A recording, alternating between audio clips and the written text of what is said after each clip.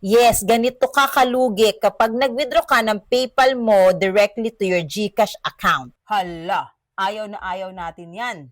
Ang mahal na nga ng bilihin ngayon, ang taas pa ng taxes na charge sa atin, ayaw na ayaw nating mabawasan pa ng conversion rate ang ating pinaghirapang mga dolyares, correct? Kaya, kung isa kang content creator o freelancer na kumikita ng dollars habang nasa Pinas at wini-withdraw mo pa rin yung dollar earnings mo from PayPal directly to your GCash or transferring your PayPal funds to your local Philippine bank using the standard way, lugi ka talaga. But don't worry, I'm here to help. In this tutorial, I will show you how you can withdraw your PayPal funds directly to your local Philippine bank in the same conversion rate as your bank that day, if not better. Kung gusto mo yan, let's go. Balikan muna natin ang conversion rate noong July 20.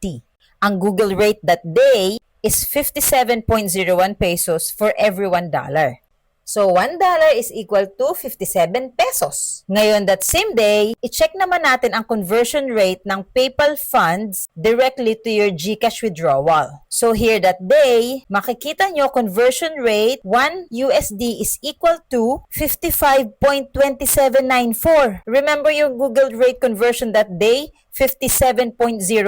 Yes, ganito kakalugi kapag nag-withdraw ka ng PayPal mo directly to your GCash account. Meaning, kung pinush kong i-withdraw, ang sweldo ko that day, ang matatanggap ko lang ay 126K. Pero obviously, lugi tayo, di ba? Ang Google rate conversion was 57 that day, tapos PayPal to GCash 55.27. Syempre, hindi pwede yun.